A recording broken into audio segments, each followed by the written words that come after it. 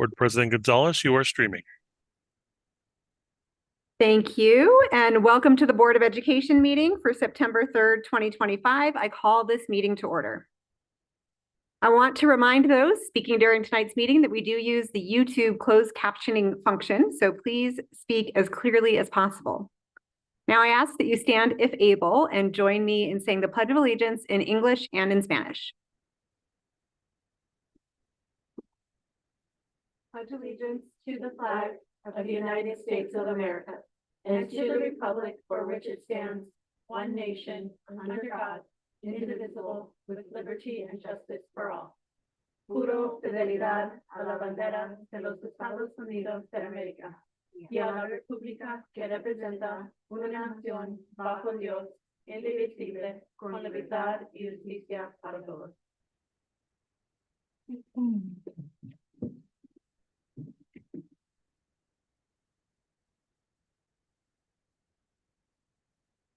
We'll now move to our acknowledgement of tribal lands. We gratefully acknowledge the Native peoples on whose homelands we gather, as well as the diverse and vibrant Native communities who make their home here today. I now ask for a moment of silence for those who've given their lives in service to their country.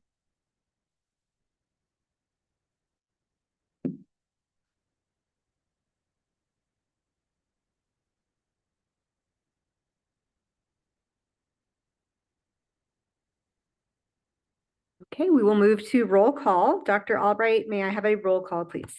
Josefina Dominguez. Here. Mr. Tapia Romero. Here. Ronaldo Tomorito. Here. Heather Benavides. Here. Janelle Astorga. Here. Courtney Jackson. Danielle Gonzalez. Here. Our next item is to consider adoption of the September 3rd, 2025 Board of Education meeting agenda. I'd like to remind board members that per the APS Board of Education Governance Manual, you can ask that an item be removed from the consent agenda before the meeting agenda is posted, but not during the meeting. Additionally, following the roll call, since we do have one board member absent, we will not be able to do the discussion plan for executive session. That will need to be postponed. So I need a motion and a second for approval of the agenda. And in your motion should ask for the removal of agenda item number 10. Is there a motion and second? I move to consider adoption of the September 3rd, 2025 Board of Education meeting agenda with the removal of item 10. Thank you. Do we have a second? I'll second. This is Board Member Benavides. Great. Thank you. We have a motion and a second. Can we have a roll call, please? Josefina Dominguez. Yes. Mr. Tapia Romero. Yes. Ronaldo Tomorito. Yes. Heather Benavides. Yes. Janelle Astorga. Yes. Danielle Gonzalez. Yes. So that carries. And our next item is to consider approval of the minutes from the Board of Education meeting on August 20th, 2025. Can we have a motion and a second? I move to approve the minutes from the Board of Education meeting on August 20, 2025. This is Board Member Dominguez. This is Member Tapia Romero. A second. Thank you. We have a motion and a second. Can we have a roll call vote, please? Yes. My apologies. Josefina Dominguez. Yes. Mr. Tapia Romero. Yes. Ronaldo Tomorito. Yes. Heather Benavides. Yes. Janelle Astorga. Yes. Danielle Gonzalez. Yes. Our next item is public forum.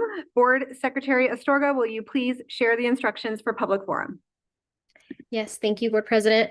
Welcome to our public forum guests. When you signed up to speak, you were asked to review rules and expectations which our presiding officer will enforce. The New Mexico Open Meetings Act requires that our agenda specify in advance the items that will be discussed and voted on during the meeting. Therefore, public forum is not a dialogue among speakers and board members, but rather a chance to hear from our community. We will call participants to speak in the order they signed up, whether in person or virtual. Those here with us tonight will be asked to come to the microphone at the back of the room when their name is called. Online guests will stay in a virtual waiting room until it is their turn to speak. We have set aside 45 minutes for public forum. If there are 22 or fewer speakers, you will each have 2 minutes to speak. Otherwise, you will have 1 minute. Tonight we have 4 speakers, so you will have 2 minutes to speak. Once your time is up, you'll be asked to quickly wrap up. If you feel unable to convey your message, you may email boarded@aps.edu. In addition, for those of you here tonight, a representative from our service center is here to assist you. Mr. Gonzalez, please introduce the speakers. Thank you, Board Member Astorga. Our first speaker this evening is Dr. Sinello. He'll be in person.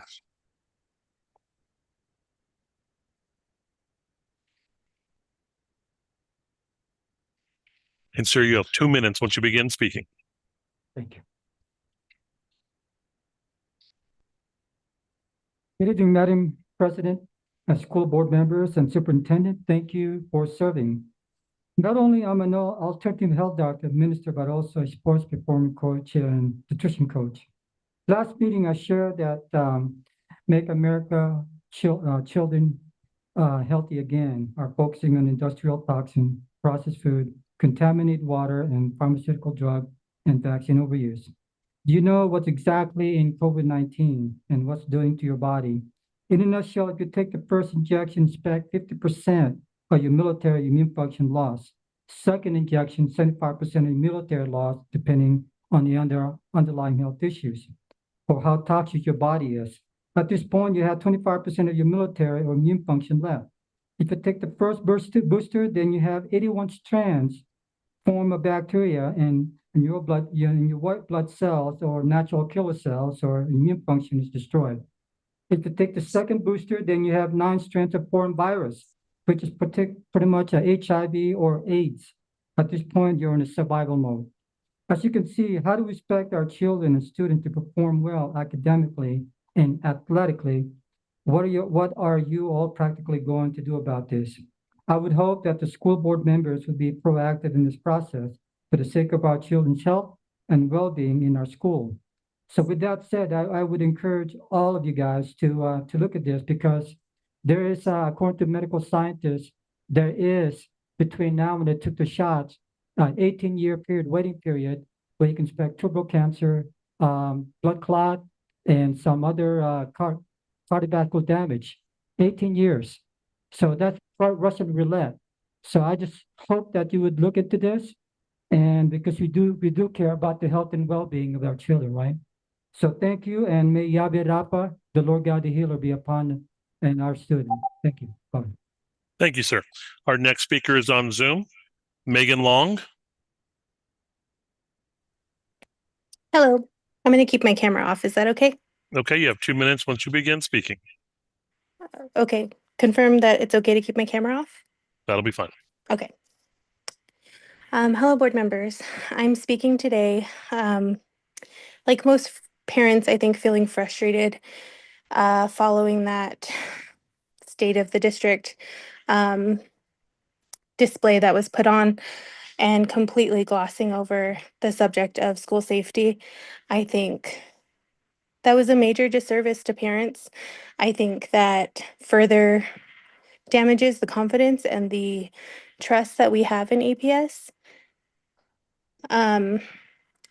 It was just really disappointing to not have that addressed on literally such a big stage.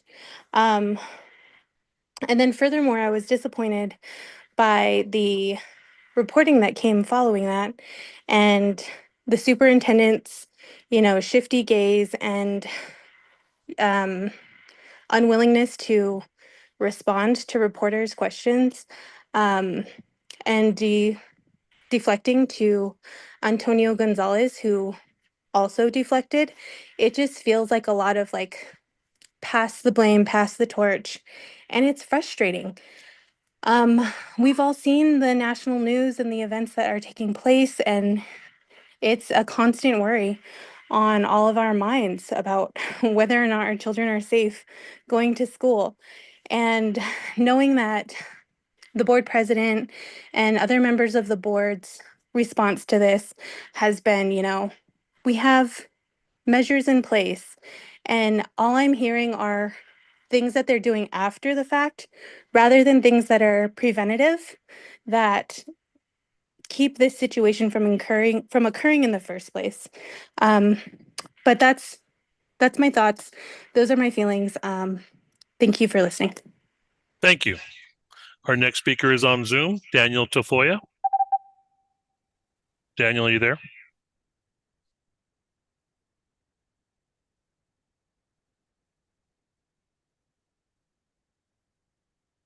Daniel, are you there?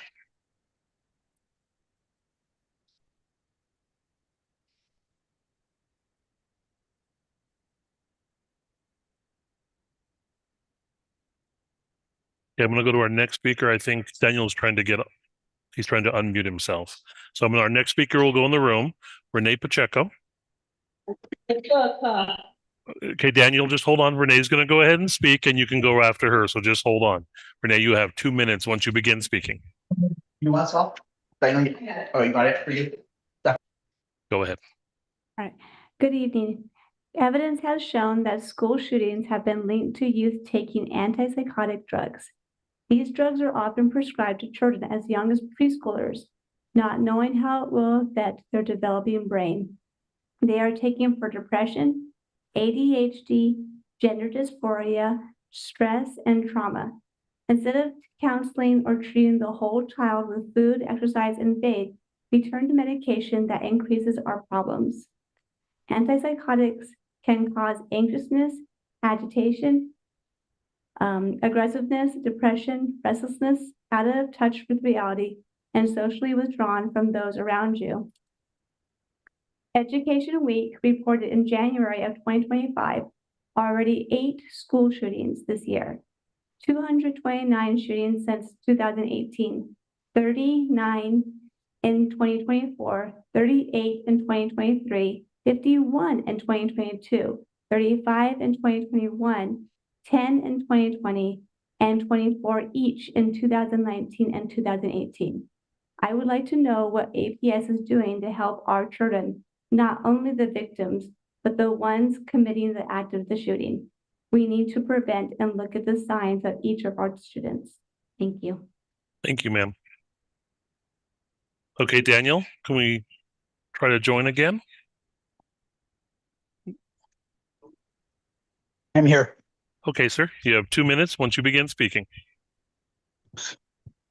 Hi, my name is Daniel Tafur, a former substitute teacher at Susie Ray Mormon. I would just like to talk about the discrimination of how they're treating substitutes and discriminating them against them when they report child abuse or stuff on principals doing unlawful things to students. It's happening quite often.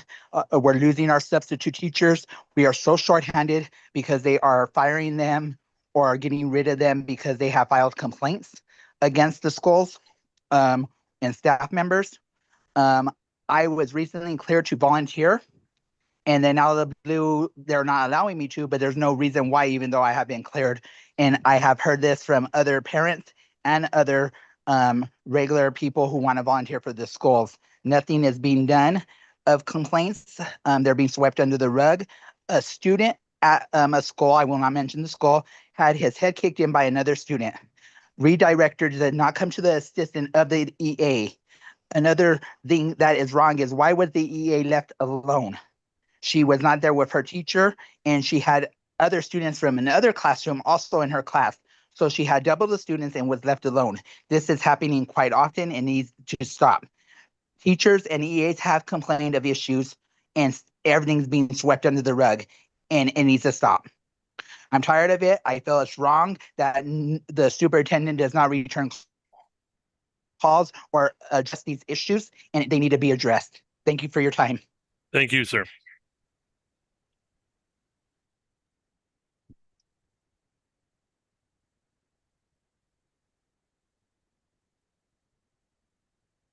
All right, board members, that completes public forum. Thank you, and thank you to our public forum guests. Our next item is to consider acceptance of progress monitoring report for the interim guardrail 3.1 and 3.2 related to high quality curriculum and instruction. This guardrail was on the consent agenda, but pulled from the consent agenda. So I will go ahead and turn the floor over to Board Member Dominguez, who asked to have this agenda item moved from the consent to an action item. So you can share your questions, and then we can move to approval. Thank you. One reason I felt like this needed to be pulled was because I knew that answers to the questions weren't going to come in time to review them and meet the obligations of the Open Meetings Act. But it's always good, I think, for the district to have an opportunity to talk about some of the answers and to clarify as it turns out. One of my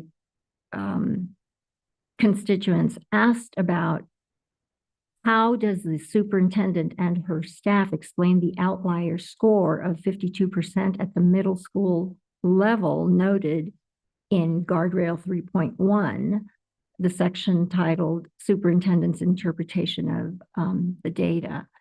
And I do have an answer, but I think it's important for our superintendent to respond because I think it's a good answer. Do you want me to read the answer? Sure. Or however you want to handle it, or We do have the team coming forward, so Dr. Blakey, I'll defer to you. on I don't how you have the wanna handle that. actual like verbatim Oh, answer okay. in front of me. But essentially, when we're looking at two different parts of to qualify as what we're looking for high quality instructional materials in the classroom, in middle school, we're seeing that sometimes they're not aligned. So we might have high quality instructional materials being used, but not the right grade level, or we have the right grade level, but not high quality instructional materials. So we're not seeing as much of an alignment in having both, which is what we see in the discrepancy with middle school. Does the team have anything to add? Great, thank you. I have a follow-up to that. Member Could- Dominguez. Could you please explain for the public what does it mean to have high quality instructional material? Is it strictly that they're following, that they're using the textbooks that have been purchased, or is there something else? No, there's actually qualifications for something to be a high quality instructional material. But I can defer to the team, and probably Ms. Jett can describe what it means to qualify as a high quality instructional material. Good evening, Board President Gonzalez, members of the board, Dr. Blakey. Board Member Dominguez, we actually have a presentation that was included, I believe, in the answers. I don't know if you were able to get to that link. It's okay, I understand. So we follow the guidance from the Public Education Department on what qualifies as a high quality instructional material.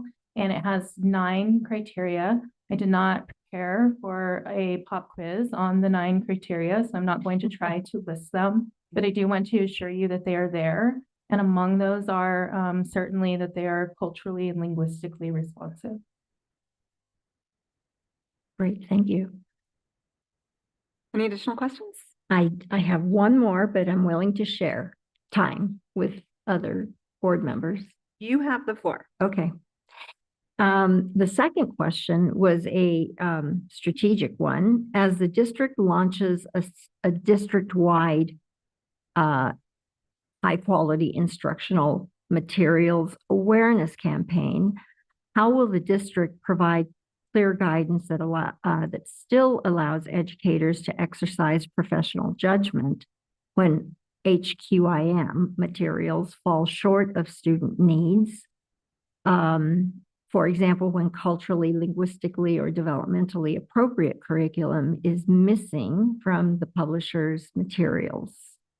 And I have a follow-up to that. Ms. Jett can answer the specifics of that, but I think it's important to note that if instructional materials being used at a school were not culturally responsive or accessible, they wouldn't actually qualify as high quality instructional materials. It's one of the things that has to be, it's one of the indicators to be a high quality instructional material.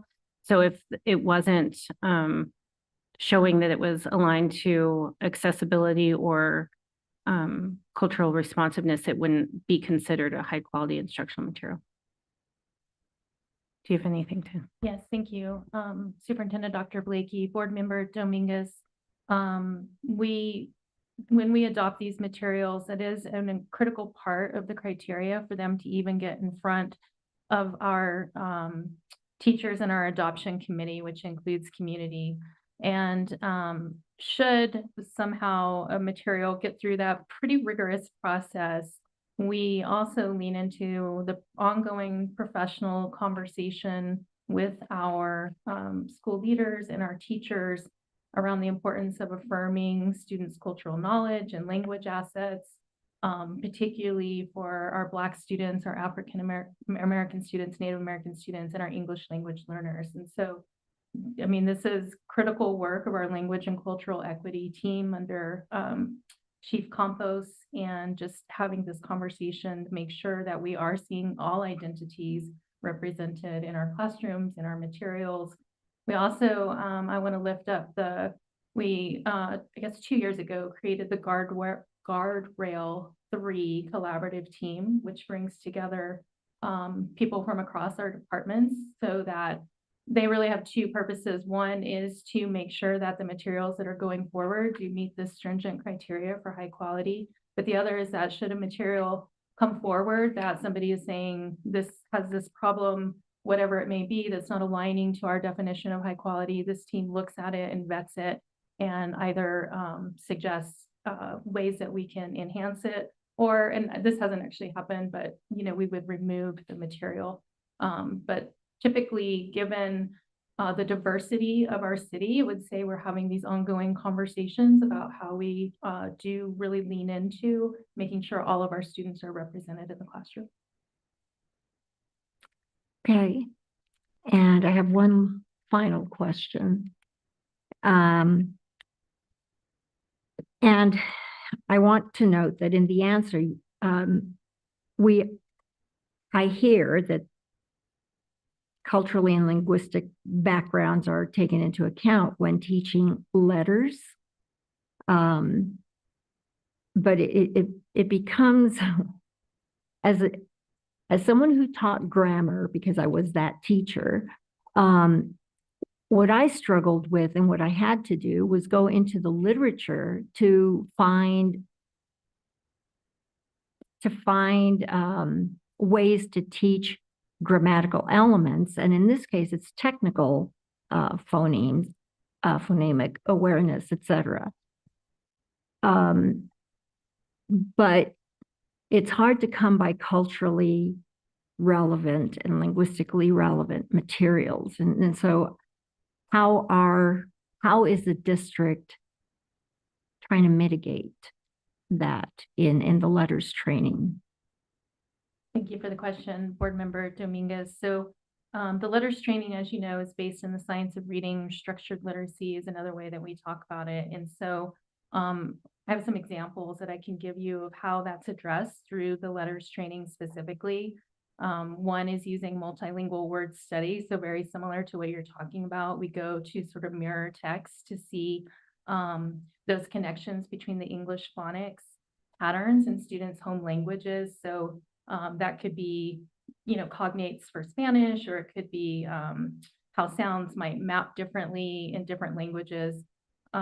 Certainly, we've mentioned building background knowledge with cultural relevance, but I think the opportunity to really get in and affirm those language assets by having the languages side by side. And then in addition, a really critical component of all of the work that happens both in our high quality instructional materials and in our letters training is scaffolding. And so the tools that teachers use to make the materials accessible without lowering the expectations is a really critical component of how we do that. Okay, thank you. Appreciate that. Thank you. Are there any additional questions or a motion to consider acceptance of the progress monitoring report? I move that we consider accepting the progress monitoring report for interim guardrails 3.1 and 3.2, high quality curriculum and instruction. This is Board Member Benavides.